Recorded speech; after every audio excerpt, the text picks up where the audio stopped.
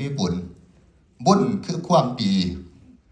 บุญเมื่อไปหาคนก็มาหาเฮาคือกันเด้เพิ่นว่าอันนั้นแหละรักษาความดีไว้ต่อสังคมต่อบ้านต่อเมืองต่อลูกหลานเมื่อเฮาไปแล้วพร้อมเพียงเฮียงหน้าลูกหลานมาทำบุญให้ทานมาทำบุญเฮ็ดทานมาเลิกมาทรงสการเพิ่นจังว่าคืออาตมายกคาถาธรรมว่าอนิจจาวัฏสังขาราสังขารทั้งหลายบ่เที่ยงเนาะเกิดขึ้นแล้วตั้งอยู่แล้วก็ลับไปเป็นธรรมดาถ้าผู้ใดประงับสังขารใดผู้นั้นจะเป็นสุขระงับสังขาร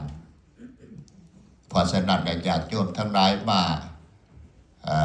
ไหวอะไรมาทรงเป็นตู่ขังสุดท้ายขอให้เป็นบุญเป็นกุศลเป็นบุญเป็นบารมี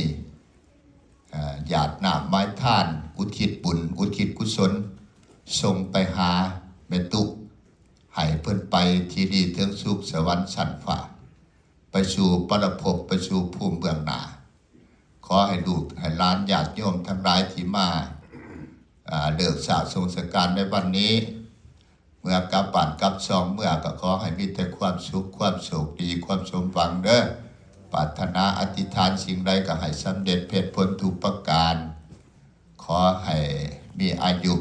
มีวรรณะมีสุขังมีพลัง